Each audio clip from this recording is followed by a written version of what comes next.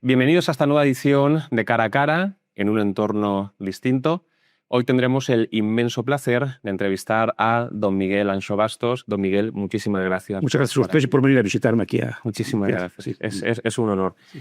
Ha publicado usted con Deusto un nuevo libro, que es la traducción de un libro previo, es el que tenemos aquí encima de la mesa, Lo pequeño es posible, cómo el tamaño define el futuro de una nación. Se nos suele decir que el Estado, cuanto más grande mejor, tanto competencial como territorialmente, y usted precisamente esta es la idea que desafía en este libro. Ofrece muchos argumentos en favor de esas unidades políticas más pequeñas, y uno de los argumentos que ofrece, que me llamó mucho la atención, es incluso el civilizatorio. Y en el prefacio al respecto escribe lo siguiente: dice que la civilización europea, que aun con todos sus defectos jamás en su historia padeció la unificación política, y señala que quizá por eso ha sido, con todos los defectos que se quiera objetar, una gran civilización. Quería empezar preguntándole sobre, digamos, este párrafo para que lo desarrollase, porque me pareció muy interesante. La civilización europea es básicamente la concreción de la civilización cristiano-católica. Básicamente porque ahora se habla de Occidente, pero Occidente básicamente es la cristiandad. Somos países de cultura cristiana y sobre todo en sus orígenes medievales son cristianismo católico. Entonces, en ese aspecto pues desarrolla pues, una serie de pautas de conducta, desarrolla el individualismo, en el sentido de que tiene que ver con la religión, ¿no? Que la salvación es individual, no es colectiva. Entonces, establece una serie de valores exitosos, desde la forma de familia, desde la forma de establecer la propiedad, desde la forma política, en el sentido de que existe un contrapoder que no existe en otros sitios, digamos, que frena el poder del Estado o de los poderes políticos.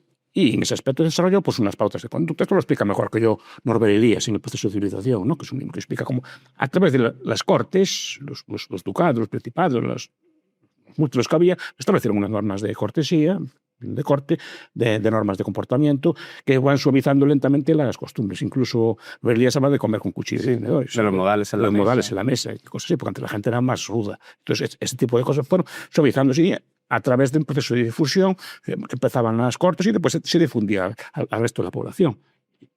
Una cultura literaria también. Creo que es Rougemont en El amor y Occidente. Pues habla también de cómo las normas culturales o todo, o sea, pues las relaciones, digamos, entre los sexos pues se suavizaron mucho también, la civilización un poco de las costumbres amorosas, todas esas cosas se derivan de esta excepción, que lleva consigo una cultura, lleva consigo pues, unos valores religiosos, lleva consigo un derecho y unas normas sociales bastante más igualitarias que en otros sitios del mundo. Me gustaría en esta entrevista ahondar en la cuestión de la civilización, porque usted, bueno, pues en el libro lo menciona y también en otros foros ha hablado de distintos ángulos en relación con este tema.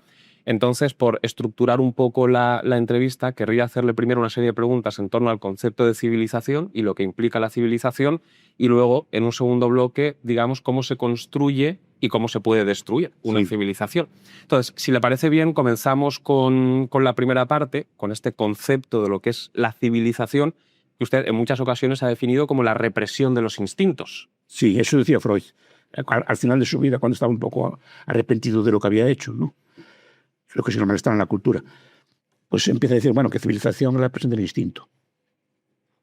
Y el instinto se reprime, el instinto de Eros y el instinto de Tánatos, ¿no? Es decir, el instinto pues, de regular, digamos, las relaciones sexuales o las relaciones amorosas, es regular también los instintos de violencia, ¿no? Y eso requiere una represión básicamente interna. Pero la cultura, las culturas históricas, por ejemplo, de Europa, ayudan a reprimir esos instintos o por lo menos a canalizarlos.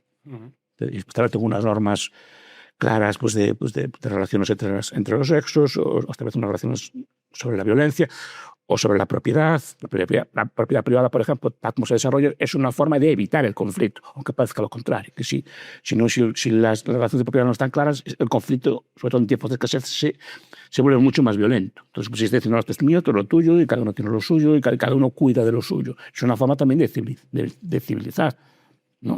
Y esos aspectos pues, implican represión también de instinto de yo hago lo que quiero, hago lo que me da la gana, ¿no? Y después normas como la cortesía y los buenos modales, que rara vez están estudiados, sí que merecería un estudio, ¿no? Creo que fue Shaftesbury que habló algo de eso, pero pocos más hablaron de esto. Buena parte de los problemas sociales no todos, obviamente, ni se agravan, pues derivan de la falta de buenos modales. Es decir, no, es que delitos de odio, ¿no? Delitos de odio es un delito de mala educación, básicamente. Es decir, mira, hay cosas que no se hacen. A mí me enseñaron, pues a una persona no se la señala, a una persona no se la critica, a una persona no se habla mal de ella no se la insulta, etc. Son cosas de cortesía. Es que ahora la gente quiere como liberarse y expresarse y expresar lo que piensa, y no siempre hay que expresar lo que uno piensa. Simplemente uno se reprime y dice, no, por buena educación pues no se señala a nadie. Entonces, buena parte de lo que se llaman ahora delitos, no todo, obviamente, ¿no? Pues se solucionaría o se suavizaría mucho con buenas formas. ¿No? Y ahora, claro, pero está de moda pues suavizar el trato, ¿no? Pues tú, tal. No, a ver, usted, si no se conoce, pues cuando se coge una confianza o se lo permiten, le llamas de tú, etc. Ese tipo de formas de tratamiento, buenos días, buenas tardes, el respeto, etc. Antes se quitaban el sombrero, ahora ya no lo hay, pero esos gestos de cortesía habituales que había son gestos de respeto. Es decir, mira, yo te respeto a ti, tú me respetas a mí, y nuestra relación, que no nos conozcamos, va a ser civilizada. De la forma que tú eliminas eso, ya empiezas ya como tratando de otra persona pues sin respeto, pues eso no lleva a buenas cosas, ¿no? Pero todas las revoluciones, curiosamente, enfatizaron mucho en esto de la igualdad de trato, ¿no? Desde la Revolución Francesa, que eliminó el tratamiento de respeto, o la República Española, incluso en el tratamiento del vestido, esta cosa así. Por eso ahora relajamos el vestido. Y antes, cuando uno se vestía, porque iba a ver a una persona importante y está tratando con respeto. Si vas a un sitio y vas bien vestido y esta persona me está respetando porque se arregla y se viste para venir a ver a mí. Ahora no, todo es se pierde todo, claro. Entonces, las normas civilizatorias en este aspecto decaen. Y eso no lleva a buenas formas, no lleva a buenos resultados. Al revés, puede llevar a resultados peores. Y esto que quizás a alguna persona que nos esté escuchando le pueden parecer minucias, como qué más da vestirse de una forma o vestirse de otra, o qué más da dirigirse a una persona de una forma o dirigirse de otra, detrás de el respeto de estas pautas late algo mucho más profundo. Late algo de respeto también por lo que estás haciendo tú. Es decir, yo podría dar una clase con una gorra de pinturas y manchado de pintura y sé exactamente lo mismo. O sea, soy igual de bueno o de malo que otro. Pero bueno, decir, mira, yo vengo a verlos a ustedes, vengo a respetar y respeto a mi profesión. Mi profesión es una profesión de transmitir valores, pues hay que ir correctamente vestido y arreglado a hacer ese acto. Y diría que más allá del innegable componente ético... Porque después te quejas de que después no te respeta al profesor. Claro. Bueno, te respeta al profesor porque tú tampoco... Es bidireccional. Es bidireccional. Tú tampoco, también no lo estás respetando a ellos. Te estás diciendo que vas de cualquier forma, que da igual de una forma que otra a verlos. Ustedes, bueno, pues ellos también te devuelven el trato. Claro.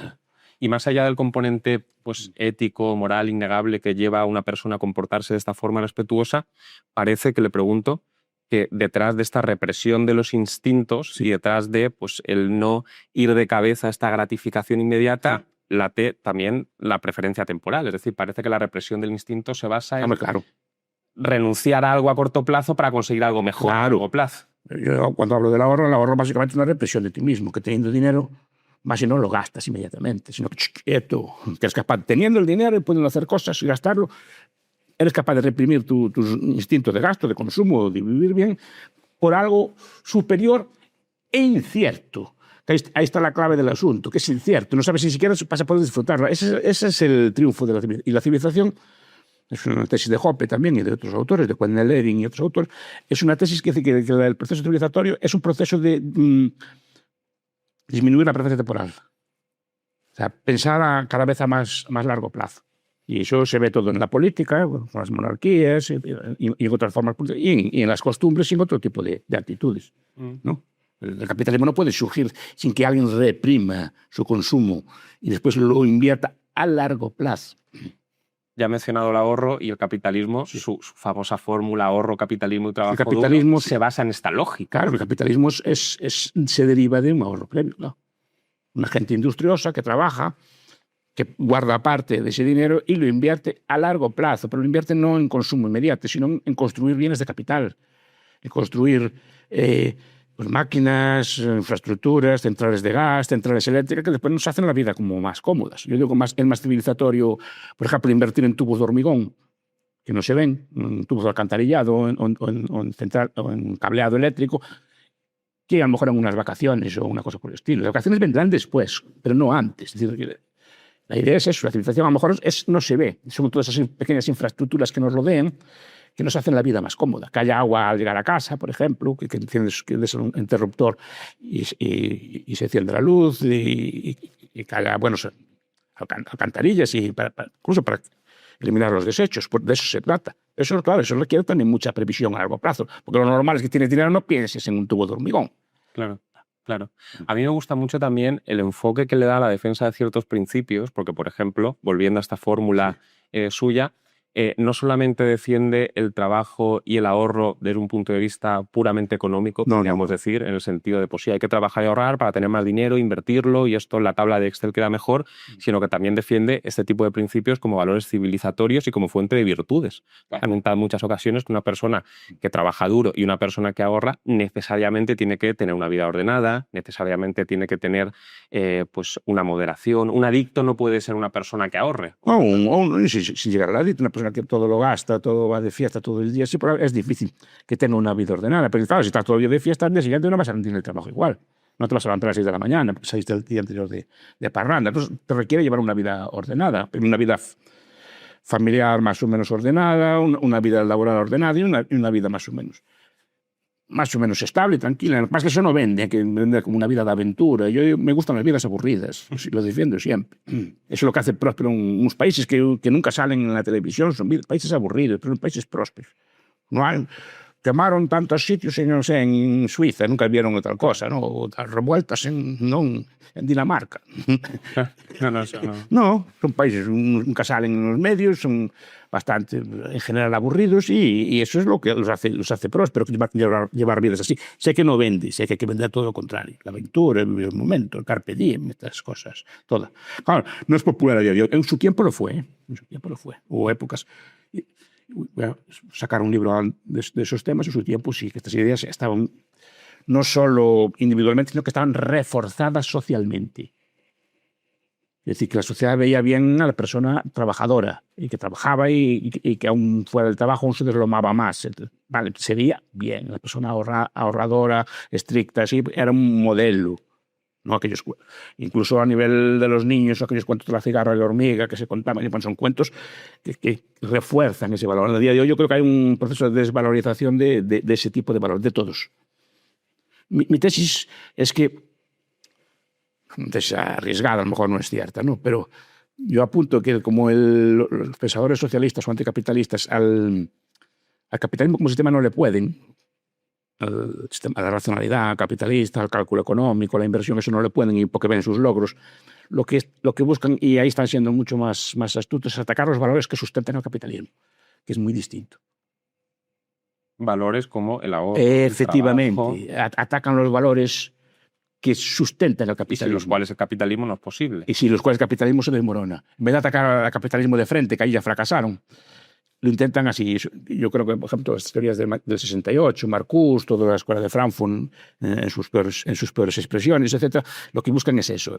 No, libérate. En fin, la represión de los instintos. Entonces, no, claro, porque están diciendo claramente lo que hay que hacer y están triunfando. Hay una cosa que puede parecer un poco, o a mí por lo menos me lo parece un poco paradójica a simple vista. Da la sensación de que hay entornos que favorecen o desfavorecen este tipo de valores civilizatorios. Parece ser que no es un terreno fértil para la semilla de estos valores civilizatorios, un entorno muy hostil, sí, porque si yo pienso que me puedo morir mañana porque ya pensé a largo plazo. Pero da la sensación, y esto es lo que en principio puede parecer paradójico, que un entorno donde hay mucha abundancia tampoco es un terreno del todo fértil para que se pueda plantar esta semilla de los valores civilizatorios, porque donde hay abundancia se tiende un poco al hedonismo, al carpe diem, y si lo tengo todo al alcance de la mano, ¿por qué me voy a privar de ello? Esa es la tesis de Daniel Bell en las contradicciones culturales del capitalismo. Pero no es una tesis que se siga necesariamente. Se da eso siempre y cuando no haya una explicación previa de por qué llegamos a este proceso, y en nuestro caso no la hay, o nadie se molesta en explicarla.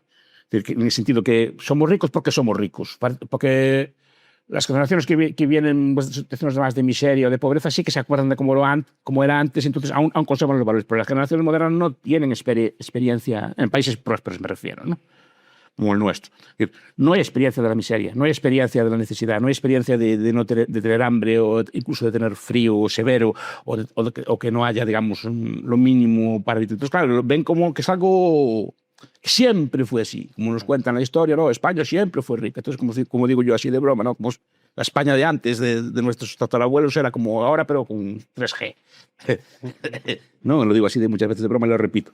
No había nada. No había agua en las casas, no había alcantarillados, no había electricidad, no había teléfono, no había nada de eso. Ni 3G ni 1G, no había nada. Entonces, claro, pasar de todo eso en pocas generaciones a esto, pero claro, las generaciones modernas no ven, entonces piensan que siempre va a ser así. Que hagamos lo que hagamos, cualquier política social, redistributiva, económica, keynesiana, lo que sea, no va a pasar nada. Claro. Y sí que pasa. Y en América Latina hay un par de ejemplos, desde Venezuela o Argentina, sí que pasa. Si descuidas tus principios, puedes pasar de una sociedad próxima al primer mundo. El primer mundo, Argentina lo era. Venezuela en su momento fue uno de los países más ricos del mundo. Los gallegos emigraban a Venezuela. Había una colonia muy grande allí, supongo que el resto de España también, Canarias y otras. En pocas generaciones acabaste con aquello. Si tú destruyes el andamiaje institucional que sustenta eso, el país retrocede y vuelves otra vez a niveles de antes. Entonces, claro, eso hay que conservarlo y cuidarlo. Porque pasa, a nosotros nadie nos explicó de dónde viene la riqueza. No, es algo así, es el sistema, es algo que es así, que hay que levantarse y trabajar, pero ¿por qué no? Hay que explicar por qué. Muchas veces hay que explicar por qué. Pues porque la gente actualmente quiere explicaciones racionales de las cosas. Y explicarlo también, pues mira, si no haces esto, te va a pasar esto, ¿no? Y nosotros salimos de pobres porque hicimos esto y lo otro. Y hay que explicar ¿y cómo vivían tus abuelos? Tus abuelos vivían así, así, así. Y se levantaban así, así, así. Trabajaban en vacaciones, no había. Mi abuelo nunca, no sé, mi abuelo nunca lo vi de vacaciones. Yo a lo mejor que soy viejo, ¿no? Nunca lo vi de vacaciones. Ni pensando en cosas por el estilo. Yo estoy hablando a lo mejor de otras generaciones ya que son más antiguas que las de ahora, ¿no? Pero ahora no nos parece que morimos, sino con un índice de pobreza que los españoles no pueden pasar más de 15 días de vacaciones. Bueno, vamos a ver, yo no, a mí el concepto de vacaciones yo tampoco lo tengo. Yo tengo que pasar 15 días fuera. Ya sé que a lo mejor en otros sitios como Madrid, que la gente está todo el día en ciudades, pues le gusta salir fuera. Pero yo nunca, ese concepto de vacación no lo tengo. Vacación para mí es tener un día de vacación. Pero no una temporada tan larga. Es decir, un día, pues hoy en día, mañana es un día de fiesta, un banquete, es la fiesta del patrón o cualquier cosa así. Bueno, pues una celebración, una boda, una comunión, como era antes. Es un día de fiesta, o mañana pues un día que no se trabaja, pues un día, pero no es esa visión continuada, tener un largo tiempo para no hacer nada, ¿no? Entonces eso se cambió con el tiempo. Entonces se va desvalorizando lo que nos llevó a construir estas cosas, por lo menos explicarlo. Y después, claro, si no se explica eso y somos prósperos, entonces decimos, claro, tenemos dinero, vamos a gastarlo. Si no se explica continuamente cómo se mantiene el sistema, es así, porque no todos los países prósperos actúan así. Usted ve al sudeste asiático y aún ve países como Taiwán o Singapur, que son países relativamente prósperos, que aún conservan los viejos hábitos y tienen un hábito de trabajo muy extendido y muy tal, estos conceptos de que hay que descansar así, ya creo que, igual estoy hablando de broma, pero cuando los japoneses dicen que más de una semana de vacaciones ya se aburren, que no quieren hacer, ¿no? O pueblos como el suizo que votaron de tener unas vacaciones y el pueblo votó que no.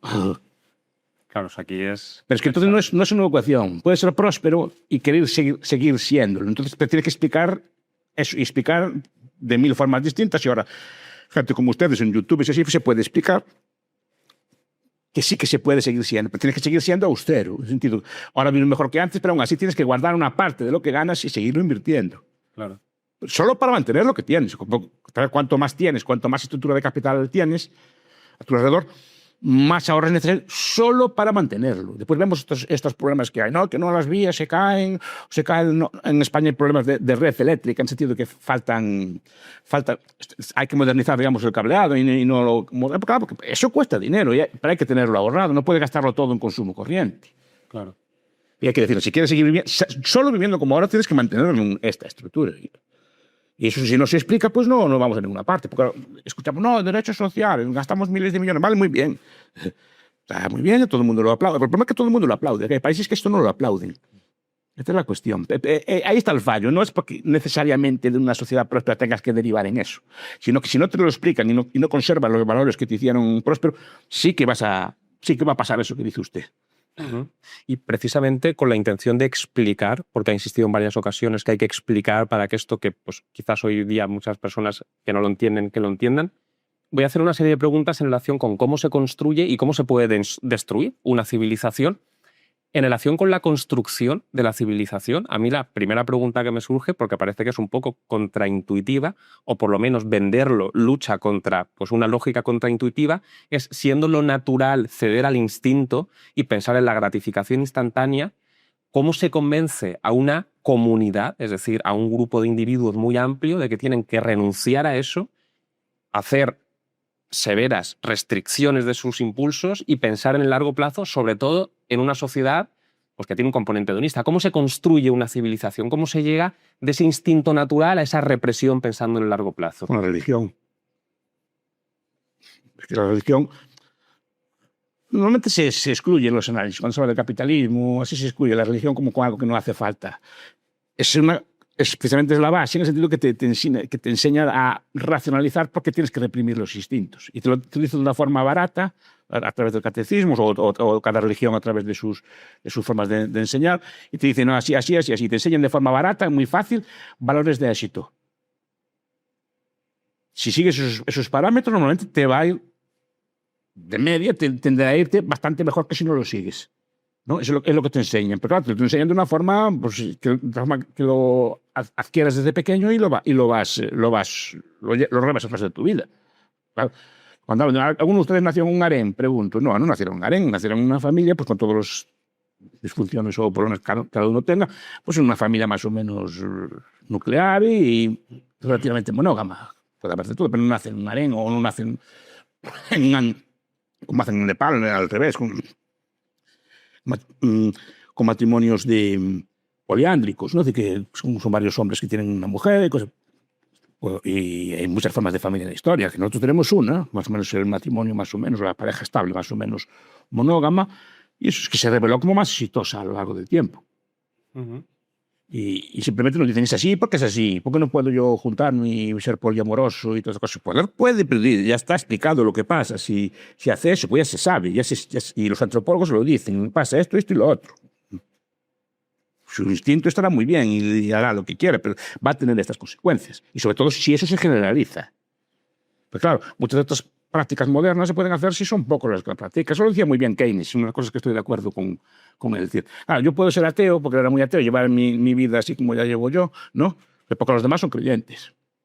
Si somos todos así, veríamos si se cumple exactamente lo que estamos. Si todos lleváramos la forma de vida que llevo yo, mis libertades y cosas así, si todo el mundo las llevara como las llevo yo, veríamos si se cumplía, si habría civilización o no.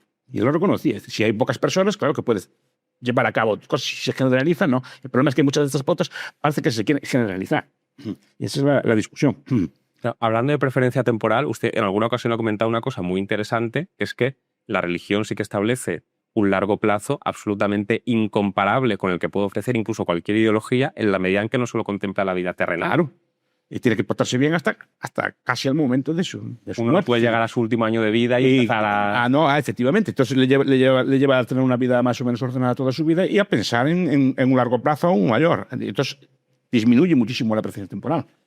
No te hace vivir al día, sino que tienes que... Se entiende que tus actos tienen consecuencias. En el futuro, pues también intentas medir otras cosas. Pero claro, el debilitamiento de la religión también influye. Hay un libro reciente de Manuel Toz. Es un autor más agnóstico, no es especialmente partidario de esto. Se llama La derrota del Occidente, que publicó el año pasado. Y decía, no, es que el fallo de Europa, la descomposición de la sociedad europea es por la falta de religión, lo que llama el grado cero de religión. O sea, ya no hay ninguna presencia religiosa en la vida de muchas personas, bueno, y en su derecho. Pero claro, eso tiene consecuencias civilizatorias a medio plazo, pues desde eso de la tasa de natalidad, por ejemplo, pues falta de confianza en el futuro, etc. Muchos problemas de otro tipo. Repito, cada uno tiene derecho a pensar lo que quiera, que esto no es una clase de religión. Simplemente la religión muchas veces no se analiza, no se mete en la ecuación de la sociedad, se ve como una especie de antiguaya del pasado, como si no tuviera una función. Y eso que de los pocos que lo explica es Hayek, en su libro casi póstumo, La fatal arrogancia, que para mí es de los mejores de él, ¿no? Que explica que tampoco es especialmente creyente, pero mira, la religión tiene estas virtudes positivas y sin religión muchas de las cosas que tenemos no podrían haber existido y explica por qué. Y eso muchas veces se les olvida y es una cosa que a mí me parece interesante. Para la religión le enseña uno, la religión básicamente, la que aprendí yo por lo menos, es una domesticación del instinto. Y cuidado, muchas veces sin necesidad de usar la fuerza, simplemente te dice que es pecado, es un concepto muy útil porque no es coercitivo en el sentido que no te pegan con un palo, pero sí que te dicen que está mal. En tu cabeza sabes que algo estás haciendo mal, algo como que no estoy actuando bien, no estoy llevando buena vida, sin que nadie te lo prohíba. Y eso muchas veces te lleva, digamos, a llevar una vida pues, más ordenada. Claro, si se evita la religión, mucha de esta represión Sí. autónoma, que no viene desde fuera, no hace falta que te vengan con un palo a que te portes bien, tú ya sabes cómo tienes que portarte. Pues se debilitan muchos de tus principios que llevaron al capitalismo y a la prosperidad. Es que yo creo que esto último que comentas es particularmente importante porque tratar de imponer desde fuera y sin que uno esté convencido o ni siquiera entienda la razón de ser de esas limitaciones y de por qué no puedo hacer esto si lo tengo al alcance de mi mano, a veces incluso genera un efecto contraproducente. Es decir, basta con que a alguien le prohíban algo que él no entiende para que tenga más ganas de hacerlo. Y sin embargo, el estar profundamente convencido. Convencido, claro, ya modelas tu conducta de acuerdo con eso. Entonces, yo sin religión, claro, la religión es una fuente. Capaz que la religión se le critica mucho desde ambientes liberales o capitalistas, como que se opone al capitalismo. No se opone al capitalismo. Es que sin él no hay capitalismo. Pero claro, como criticó en su momento la usura, como criticó en su momento algunas prácticas económicas, etcétera, pues se le critica como que es contraria. Y ahí es donde más difiero, por ejemplo, del libro del gran profesor Escotado, de los enemigos del comercio, ¿no? Como la Iglesia como una represora de todo esto. Y yo no lo veo así. Entonces, ¿cómo se explica que el capitalismo nazca en países católicos? Porque nace en países católicos, no nace en países protestantes. ¿Cómo se explica eso? No, está tan en contra, y cómo es que nace ahí. Y uno nace, yo qué sé, pues en el Bután, o no nace en un país árabe. No, pues no nació allí, nació aquí. Y es por algo. Y cuidado que el capitalismo es una especie de azar histórico. No tendría por qué haber aparecido. No hay ninguna razón para que tenga aparecido. Es un invento humano bastante sofisticado, pero es como la escritura. Los seres humanos vivieron decenas de miles de años sin saber escribir, sin saber leer, ¿no? o sin conocer lo que es la ciencia, el razonamiento lógico. Vieron, más o menos aprendían, encendían fuego como aprendían y tal, o hacían cosas, pero no por vía de la tradición, pero no tenían estas herramientas que tenemos hoy. El capitalismo es una herramienta y no tendría por qué haber aparecido. Y si aparece es porque se dan unas condiciones bastante peculiares, entre ellas las que analiza el libro, ¿no? de fragmentación política. Pasando del aspecto religioso al aspecto más político, o sea, ya usted ha sostenido, yo la verdad es que estoy totalmente de acuerdo, que la religión genera un entorno proclive para que pues, determinadas pautas civilizatorias puedan surgir. ¿Hay formas de gobierno, políticamente hablando, que favorecen o disuaden pues, el arraigo de ciertas pautas civilizatorias, también quizás por su enfoque más en el corto plazo o en el largo plazo? Hombre, las monarquías... Estoy de acuerdo con Jope, tiene una visión a más largo plazo. Tiene una visión de pensar que el gobierno, al final, como el gobierno en cierta parte, pues era propiedad del reino. El aparato del Estado era propiedad del rey, del conde, del marqués o de quien fuera.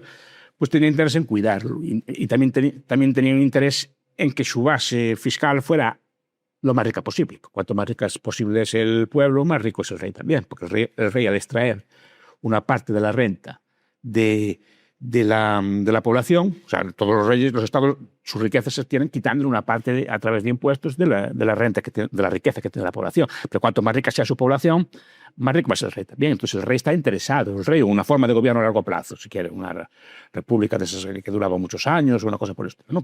Pero que sea a largo plazo.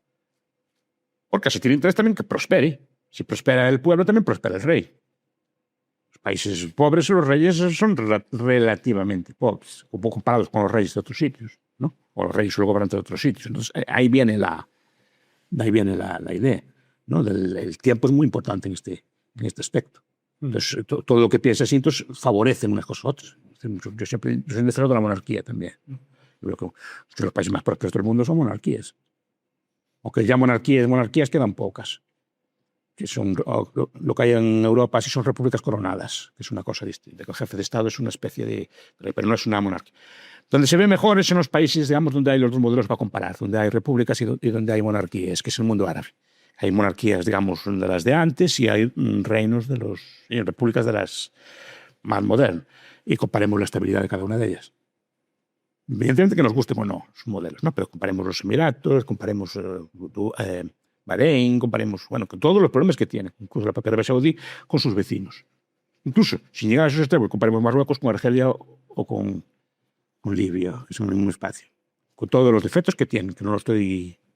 Tienen otros defectos. Pero cuidado, son muy distintos, son mucho más estables y funcionan mucho mejor con todos los problemas que puedan tener. Y no se ven esas revueltas, esos disturbios que se ven, digamos, en los sistemas de corte republicano, muchos como Siria o otros así. Probablemente, enfocando el asunto desde otro prisma, uno de los problemas principales de la democracia es precisamente su cortoplacismo. Es uno de los problemas que tiene algunas virtudes. No soy totalmente contrario a la democracia, ¿no? Pero claro, uno de los problemas que tienes es que solo piensan a corto plazo. Tienen a pensar a corto plazo. ¿Por qué voy a hacer algo a largo plazo si va a ser otro que se beneficie de esto, ¿no?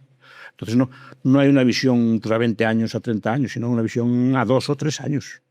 Primero tomas posesión y después ya el segundo o tercer año estás preparando las elecciones siguientes. Entonces no es una visión a largo plazo y es uno de los problemas que siempre se lo achacan a la democracia. Ahora tiene problemas en sus aspectos, puede ser más pacífica, en el sentido que no hay... Los cambios de gobierno no requieren de una guerra civil ni requieren de una cosa así, ¿no? Pero de la democracia también es muy interesante los aspectos que aporta que son extrademocráticos. La libertad de expresión, la libertad de circulación, la libertad de asociación, son libertades que no son democráticas, en el sentido que no son previas a la democracia, no pueden ser votadas, son como imperativos, ¿no? Son principios que explican todo, que explican el funcionamiento de la democracia. Pero cuidado, muchos de esos aspectos de la democracia son previos a la democracia y son imperativos, ya no pueden ni siquiera ser discutidos. ¿Y son conquistas de la democracia o son prerequisitos previas? Yo creo que son previas. Eso no sé si fue Dahl o Lipset, no me acuerdo ahora quién fue, ¿no? Que acaba de los prerequisitos de la democracia y explicaba, pues esto tiene que tener una población propietaria, en el sentido que tenga algo que perder cuando votan. Claro. ¿No? O que tiene que ser una sociedad pues más o menos letrada, más o menos pacífica políticamente, o sea que no haya grandes tensiones étnicas o culturales. Entonces, ahí funciona, es un sistema que puede funcionar bastante decentemente. Y países como Suiza funcionan perfectamente con democracias, pero tiene ese problema, sí. Tiene una visión muy a corto plazo. Hablaba usted antes del mantenimiento, que es un principio bastante civilizatorio, porque de nada sirve construir algo si luego uno no es capaz de mantenerlo, se derrumba y lo pierde al cabo de una generación. Y casa mal, a mí es mi punto de vista al menos, con la lógica democrática el mantenimiento. Primero, porque dentro de la lógica democrática parece ser que lo electoralmente rentable es, por ejemplo, en el caso de las vías que usted ha mencionado, crear cuantas más mejor, porque es una cosa visible, y cuanto más tiene uno, más difícil es mantenerlo. No es igual de sencillo mantener 1.000 kilómetros de vía que 5.000 kilómetros de vía. Claro. Y luego porque el mantenimiento no se ve. No se ve. Pues pongo los ejemplos de los tubos de hormigón y de las alcantarillas, porque no se ven. Entonces, es decir, yo tengo ahora 100.000, 1 millón de euros para gastar. Soy el ministro de tal. Bueno, ¿qué me va a dar más lustre? Pues inaugurar una vía nueva, inaugurar algo nuevo que se vea y que puedo sacar allí la foto y sacar una botella de champán e inaugurar allí una cosa. No, queda muy bien, sales en todos los periódicos. Te dicen, no, es que gasté el millón en reparar las vías viejas. Eso no va a salir en ninguna parte y la gente no lo va a apreciar porque estaba funcionando como siempre.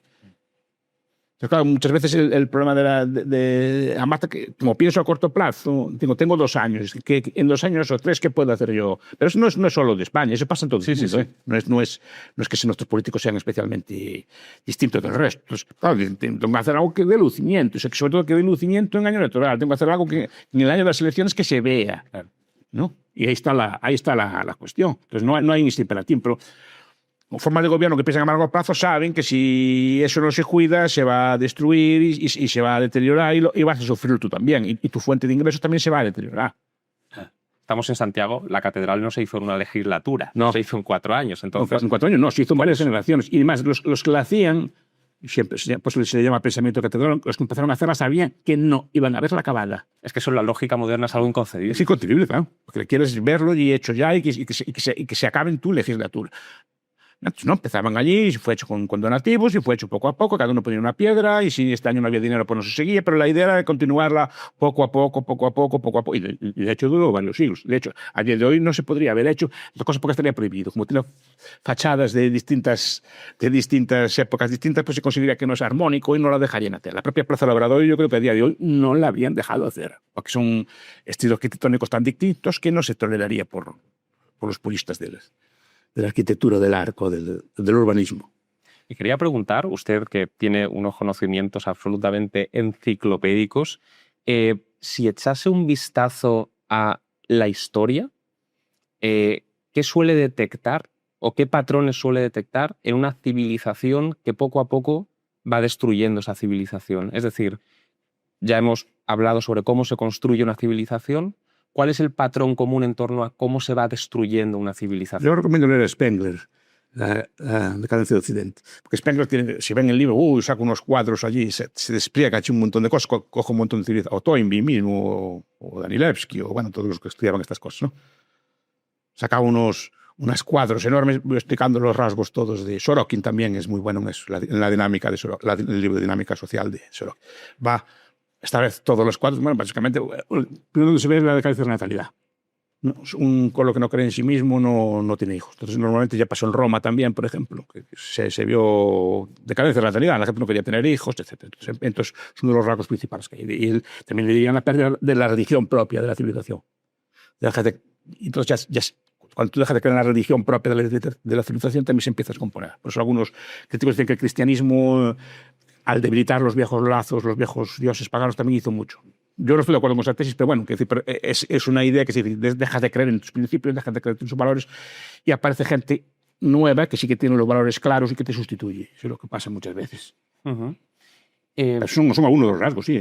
Pues los impuestos altos, por ejemplo. No, desarrollo todo porque me interesa. No, es que hay muchos, no lo recuerdo todo de memoria, porque es que explica un montón de ellos, ¿no? Entonces lo va, pues, un deterioro de la moral sexual, un cambio. Es decir, este tipo de cosas, pues, históricamente fue lo que pasó. No sé si pasa ahora lo mismo, ¿no?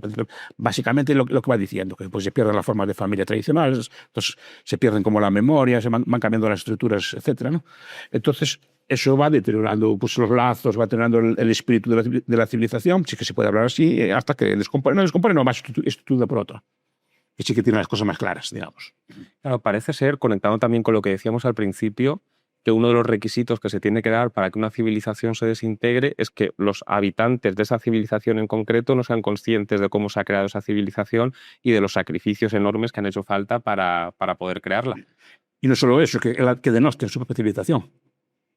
Que empiecen a denostar, que no entra en la basura, no sé qué, no sé cuándo, claro, y buscan referentes culturales en otros sitios y abandonan los propios. Yo siempre, lo estaba comentando antes fuera, ¿no? Lo comparo muchas veces. Bueno, mucha gente moderna le gusta, pues, esto, pues, el yoga, el budismo y así. Bueno, efectivamente tampoco me meto con eso, ¿no? Pero claro, están buscando sabidurías orientales para llegar a la meditación, para llegar a un estado de reposo. Y están llegando, pues, claro, pues son prácticas culturales o prácticas de ese estilo que están incardinadas en otra cultura. Por ejemplo, digo, mira, el rosario, por ejemplo, cumple con muchas de las cosas de estas, ¿no? Pero el rosario tú dices, cosas de viejos, cosas, pues tú desprecias lo que haces tú. En cambio, coges la sabiduría trascendental de la India, la coges toda, te parece muy bien, porque habla tu sabiduría trascendental, tus ritos de rezo y de cosas por el estilo, o ritos comunitarios. Eso te parece mal, pero coge la cadencia de un rosario. La cadencia, sí, como es, y suena mucho, da un ambiente también de reposo, etc. Pero ese sí incardinado dentro de nuestra cultura, dentro de nuestra forma. Entonces, claro, pero como despreciamos todo nosotros, ¿no?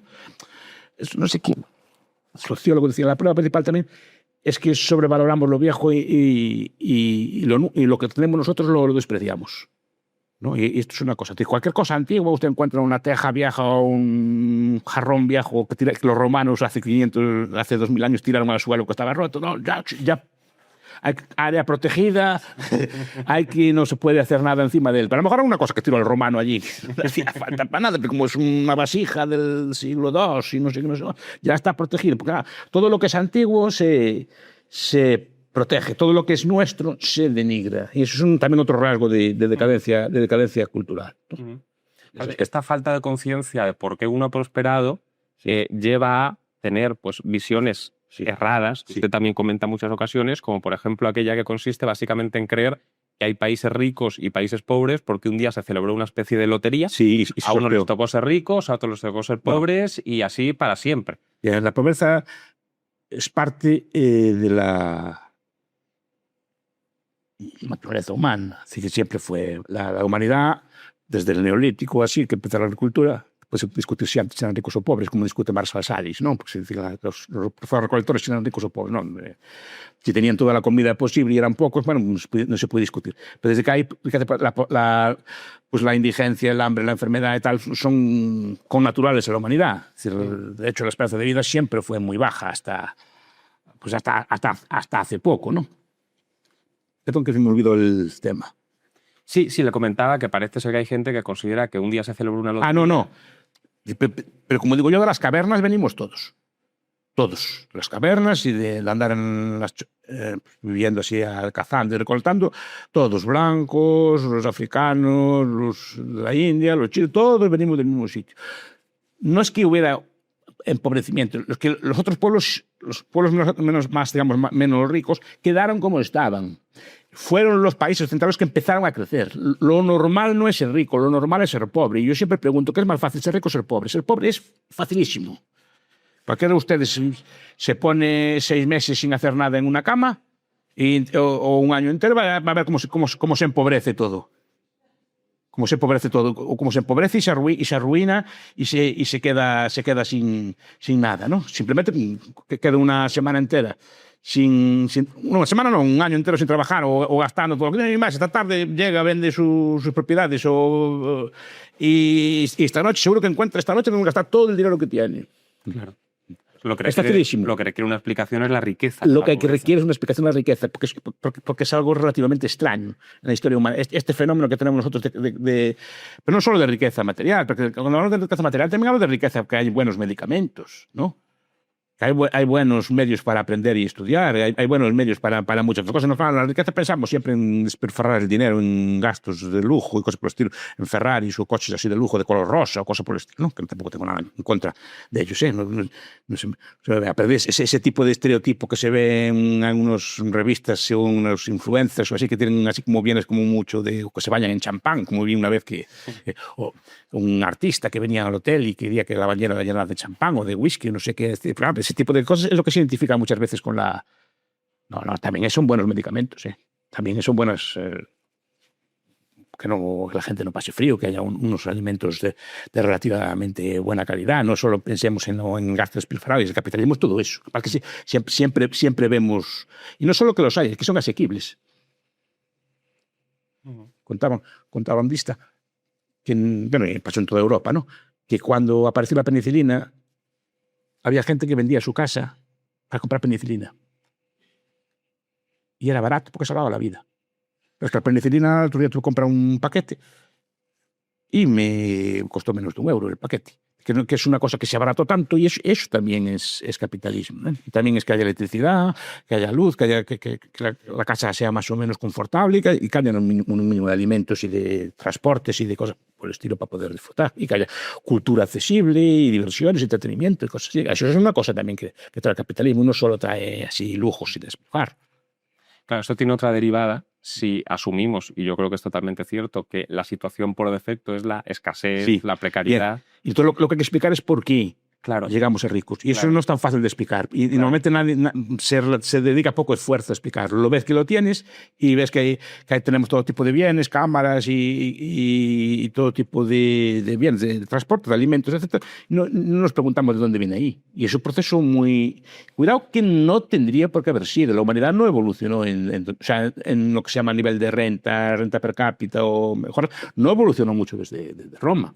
Me gusta decir que la velocidad de un caballo corriendo no se superó hasta el siglo XIX. O sea, llegaba a transportar una mercancía o transportar cualquier cosa, era exactamente igual en el siglo XVIII, XIX, un carro con una carreta, que en el tiempo de los romanos.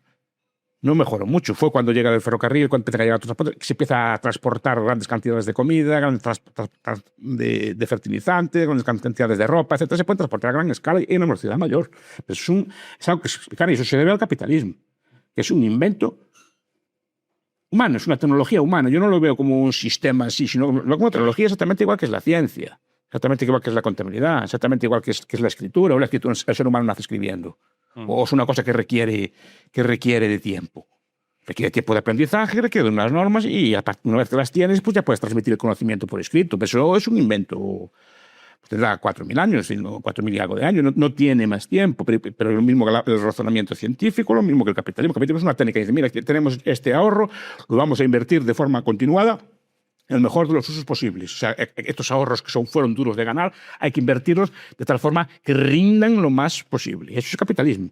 Y al final, claro, si la situación de partida es la escasez, eso lo que quiere decir es que, dado que la riqueza es lo extraordinario, no basta, por así decirlo, con frenar para que de la riqueza se pase a la pobreza, sino que basta con dejar de acelerar para que la inercia le arrastre a uno a esa situación de partida. No solo dejar de acelerar, porque incluso mantener el crecimiento, mantener como hasta ahora requiere de capitalismo también. Claro. Pero normalmente el proceso capitalista lleva a que los bienes se mejoren. Quiere decir, si usted quiere introducir cualquier bien en el mercado, tiene dos formas de hacerlo. O hacer el mismo bien más barato, o hacer al mismo precio un bien de mejor calidad. Si no, no se mete usted en el mercado, nadie se lo quiere. Si usted vende una cosa más cara y peor, no se la van a querer.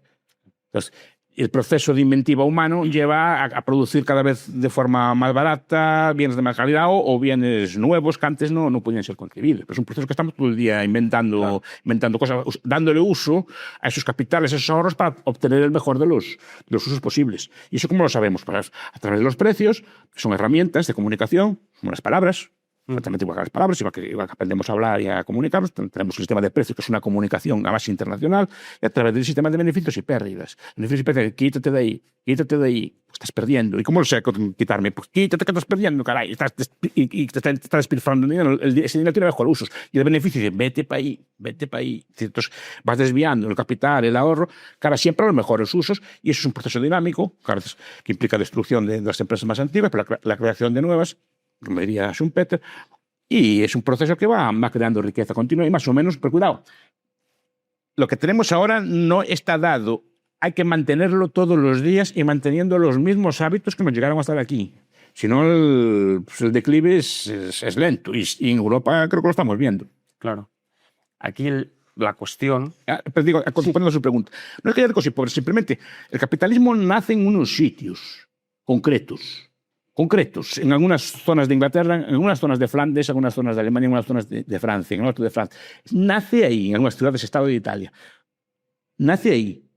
Y eso se va expandiendo, pero como una mancha de aceite. No nace todo a la vez. Entonces, los primeros que adoptaron el sistema fueron desproporcionadamente más ricos que el resto, de forma casi inmediata. Por eso se ve los ingleses como llegaron a dominar el mundo con sus armas y sus cosas así, porque simplemente un libro muy bueno de Hedrick, que se llama Los instrumentos del imperio, Daniel Hedrick, explica que los ingleses pudieron conquistar muchos territorios porque tenían unas tecnologías que ellos tenían, pero ya las tenían de antes, ¿eh? No se hicieron ricos gracias al colonialismo, sino como ya eran ricos y con esa riqueza, pues el armamento automático, pues los telégrafos, pues determinadas medicinas para vivir en la selva, pues les permitieron, por desgracia, conquistar otros territorios. Pero ya eran ricos de antes, no después. Esas tecnologías, después mal aplicadas, pueden llevar a ese tipo de problemas. Pero como eran desproporcionadamente ricos, pudieron dominar, digamos, Bueno, y esa fue la salvación del capitalismo, que al final, una vez adoptado, no puede renunciar a él. Lo que yo detecto, de forma consciente. Sí, en conexión con lo que estamos hablando, lo que yo detecto es cuando una sociedad es muy próspera, eso evidentemente es positivo, pero es un arma de doble filo porque le permite a uno ser, como por así decirlo, inútil sin consecuencias palpables a corto plazo. Nadie quiebra Microsoft en un mes, por mal que lo haga. Uno sí puede quebrar una ferretería de barrio en un mes si lo hace muy mal o en 2. Entonces, cuando un Estado es muy próspero, uno puede permitirse el lujo de gestionarlo mal durante años y años y años, y como las bases del progreso son tan sólidas, el Estado no se va a la quiebra en un año y genera la falsa impresión de que lo estoy haciendo bien. Claro, es un proceso de decadencia lento. No, efectivamente, Argentina no cae de una noche a la mañana. No cae en una noche. Si cayó en una noche, pues la gente tomaría medidas. El problema es que va un poquito menos, ganamos, el nivel de vida va lentamente decreciendo, empieza a haber problemas nuevos y tal, pero no es que pase de mañana. Entonces, siempre vas tirando y al final es muy difícil salir de ese pozo porque no entiendes lo que está pasando. Nadie te lo explicó y piensas que le empiezas a echar la culpa a otros, que si no tienen manía los gringos, no tienen manía los ingleses, no tienen manía tanto, y empiezas a echar la culpa. Lo mismo pasó con Venezuela. Tardó años también de caer, pero cuidado, en 20 años se notó mucho. Porque 20 años es un proceso bastante largo. El propio nativo de un país de esos no se da cuenta tampoco, porque no ve de repente un derrumbe de la noche a la mañana, sino que ve que esto va deteriorándose, pero no sabe muy bien por qué, siempre le buscas algún tipo de excusas, etcétera, lo vas paliando poco a poco, con ayudas sociales, con inflación, hasta que el país más o menos colapsa. En Cuba tardaron muchos años en colapsar. ¿Considera usted que España está dentro de este proceso de gradualmente decaer? Más lento, no tiene necesariamente por qué. Estamos en un entorno también, bueno, que es más o menos, que también nos corrige un poco. Yo creo que ahí la Unión Europea está haciendo bastante daño a este respecto. Porque al final, quien lleva las políticas económicas son en Europa y tú no puedes tomar medidas, aunque quisieras, para salir del pozo. Depende de lo que piensen de todo tipo de cosas. No es un proceso que sea solo español, sino que es propio del entorno. Occidente, entonces. Occidente, sí Europa occidental, sí. Europa occidental sí que está inmersa en este proceso de decadencia. Puede corregirlo, pero ya hay problemas serios, por ejemplo, demográficos. O sea, lo que hace rica, al final lo que hace rica o pobre un país es su gente. No hay ninguna magia en eso. Es la gente que tiene, acompañada de eso, de un sistema económico más o menos adecuado, pero es la gente la que hace las cosas. Las cosas no se hacen solas. Si las personas pues no innovan, no producen, no trabajan y no hacen todo tipo de cosas, normalmente, no siempre, pero normalmente se hace cuando es joven, porque tu esperanza, tu lapso de tiempo es mayor. Si tú dices, voy a crear una empresa en 20 años, usted tiene 20 años, pero yo a lo mejor ya no los tengo. Ese lapso de tiempo. Ni seguramente tengo la misma energía física dentro de 20 años que tengo hoy, que tendré mucha menos. Pero usted aún cuenta con un lapso de tiempo temporal para construir cosas, para crear, para pues, amortizar créditos y cosas. Sí, entonces, claro, si la población es joven o no hay jóvenes, es difícil que cada vez menos jóvenes, digamos, sean capaces de innovar, no solo que sí que son capaces de innovar, pero que tienen que a su vez mantener, digamos, a todas las generaciones anteriores que no, con su trabajo. Cosa que, por ejemplo, cuando aquí empieza a desarrollarse, los jóvenes trabajaban, pero trabajaban y tenían relativamente pocos mayores para sostener. Por desgracia, la esperanza de vida era menor y no había no se habían diseñado estos sistemas de reparto que tenemos a día de hoy. Y yo no soy contrario que haya sistemas de atención de pensiones o cosas por el estilo, pero ¿por qué tienen que ser de reparto? Hay otros sistemas, en otros países no optaron por otro tipo de sistema. Pero claro, si tienes pocos jóvenes y los jóvenes tienen que asumir una carga mayor en impuestos para sostener, digamos, todos los servicios sociales que se montaron, pues claro, es normal que se declive, porque básicamente porque no hay capital para innovar. No es que los jóvenes de ahora sean peores que los de antes, que yo no estoy de acuerdo. No estoy de acuerdo. Algunas cosas pueden ser, en otras cosas éramos peores nosotros, pero no creo que esos elementos de innovación, de trabajo así, que se hayan perdido del todo. Ahora, culturalmente sí que algunos valores sí que están perdiendo. ¿Considera que es necesario, que es a mí una cosa que me preocupa bastante, que es preciso tocar fondo para reaccionar? ¿O hay sociedades? Lo digo porque fijándonos, por ejemplo, en Argentina tuvo que estar muy, muy, muy mal para escoger una alternativa. Pero tuvieron que dar un discurso alternativo. Y se decidió, si no llega a haber un discurso alternativo, ¿qué pasaría? No, claro, pero me refiero... Por eso digo, tiene que haber un discurso, sí. No por tocar fondo. Pero para que sea popularmente, como por así decirlo, aceptable, es más sencillo que una alternativa, porque se pueden dar alternativas. Puedes tocar fondo y seguir cavando más para abajo. Claro, no, eso es evidente, Si no hay una explicación... Si la culpa es de algo mágico del sistema, de una opresión secular, una cosa así por el estilo, no le vas a ver solución. Te dicen, mira, te lo explican, es esto y es esto, y vamos a hacer esto y lo... Por eso me llamó la atención, por ejemplo, el discurso de Milei. Dice, no, el discurso de Milei a mí es nuevo de todo, no vais a sufrir, vais a rabiar, vais a pasarlo mal, y ganó. Pero también te están explicando por qué estabas mal, pero claro, la mayor parte de los políticos modernos no explican así. Vale. No tienen esa pedagogía. O esa pedagogía o la hacemos nosotros o vamos a seguir cavando. Si no van a explicar, no, estamos mal por esto y por esto y por esto. O hacemos esto y lo otro, y o sufrís, y eso a día de hoy es imposible de aceptar. Yo lo admito también, pero no. es muy difícil de vender. Vais a sufrir, vais a tal, vais a tener que fastidiar, vais a tener que levantaros a las 6 de la mañana a trabajar y por un salario bajo, es así.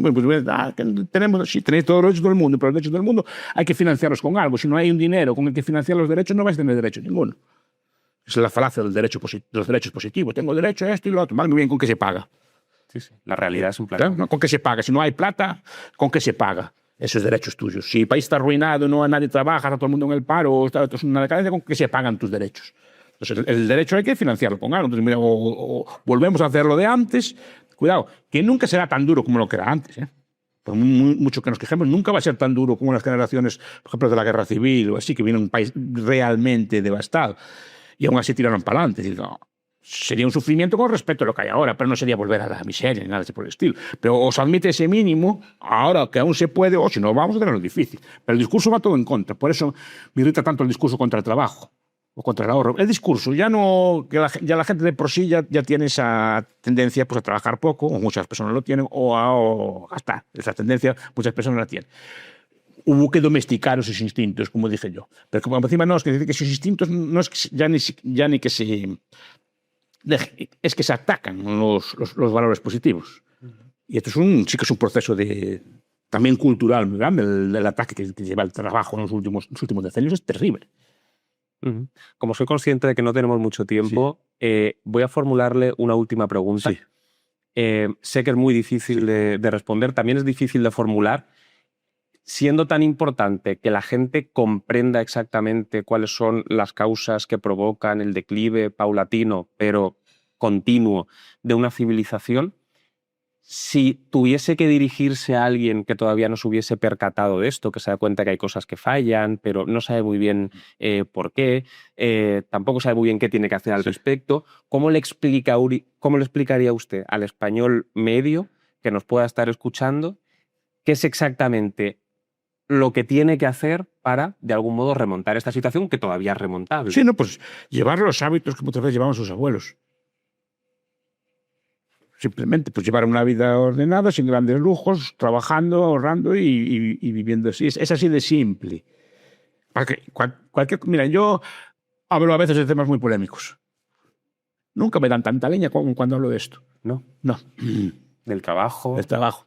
Y a lo mejor opino de la independencia, opino de temas que son, en España por lo menos son áridos. Bueno, pues nunca le llevo tanta leña como cuando menciono el trabajo. Nunca. ¿Y a qué atribuye usted? Pues no lo sé, pues que una mentalidad, digamos, antitrabajo terrible. Es decir, de hecho, por ejemplo, cuando la ministra dice voy a reducir la jornada, la vicepresidenta. Yo no creo que sea solo por esto, sino que ve que ella sabe que eso vende. Claro. Sabe que esto vende. Y como es una persona que es una política profesional, sabe que eso vende. Y sabe que en determinados sectores eso tiene muy buena venta. Y eso, por ejemplo, incluso en el propio mundo de la izquierda no siempre hubo este discurso antitrabajo. De hecho, por ejemplo, el primero en hablar de esto fue Paul Lafargue, en El derecho a la pereza, uno de los primeros. Pero era visto casi como una extravagancia. Es decir, el discurso comunista típico era un discurso de trabajo y de sábados rojos a trabajar para el partido, a trabajar para la revolución, pero no era un discurso de vagancia. Además, en los inicios de la revolución rusa se veía muy mal, incluso en el discurso oficial, la vagancia o la falta de trabajo. Al día de hoy, en cambio, la izquierda adquirió valores, digamos, antitrabajo. Y no sé dónde lo sacó, pero son valores, bueno, no está mal, hay que vivir la vida, no te puedes hacerlo mal, no sé qué. Claro, tú estás compitiendo con países que trabajan casi el doble que tú y que no quieren saber nada de esto. Estás compitiendo con ellos. Y al final, por no querer aceptar estas cosas, vas a trabajar para ellos. Ni siquiera vas a trabajar para un empresario tuyo, vas a trabajar para ellos, en las condiciones que ellos te ponen, que no van a ser las mismas, por muy malos que sean otros empresarios, que las que te van a poner de otro sitio. Y por no querer asumirlo, no, todo tal, no sé qué, tengo que realizarme, tengo no sé qué, vale, muy bien, disfruta de la vida y está muy bien, pero vas a pagar las consecuencias. Porque el trabajo es una cosa que no solo es trabajar por trabajar, es adquirir virtudes, y sobre todo porque vas de mala gana de trabajo, y si vas de mala gana del trabajo, pues te están explotando, te están robando, no sé qué, te están robando tu vida, te están robando tus sueños, te están robando todas tus cosas, vas de mala gana del trabajo, trabajas peor, y al final es como una cadena, porque ya cuando estás allí estás de mala gana. Ya lo sé que es así, pero intenta verlo de una forma más positiva, que no es algo tan malo. Haces cosas productivas, etcétera, ¿no? Ya no se trabaja con pico y pala, salvo excepciones como antes, no trabajas con máquinas, trabajas en unas condiciones bastante mejores que antes, ¿no? Entonces, disfruta un poco también del trabajo, de las cosas que tienes, de lo que aprendes, que estás haciendo cosas y estás trabajando para ti, estás aprendiendo cosas, y además por encima te pagan, normalmente te pagan. Otras actividades que pueden ser tan... Claro, porque dices, no, es que trabajar, en cambio te vas a escalar una montaña que puede ser físicamente mucho más desgasta mucho más o cansa mucho más, eso lo ves de maravilla. En cambio, un sitio que te pagan por estar en una oficina más o menos cómoda, en una silla, haciendo trabajo o en tu fábrica o cosas por el estilo, eso lo ves como una denigración. ¿Vale? Trabajos mucho más arriesgados, son mucho más tales, que si los hicieras en un trabajo te cerrarían la empresa. Tirarse de puentes y cosas por el estilo. No, repito, que hay gente que le divierte y me parece bien, pero eso no se ve como trabajo, se ve como algo a potenciar. En cambio, si estás trabajando y haciendo cosas y por encima ganas dinero para ti y para tu familia, se ve como algo mal. Cuidado que yo tampoco esté en contra de esas diversiones, cada persona. Porque una cosa se ve tan bien y la otra cosa se ve tan mal. El trabajo también tiene cosas buenas, caray. Si has trabajado no tiene pues algo malo. De hecho, es fundamental. Por eso. Sin eso no se va a ningún lado.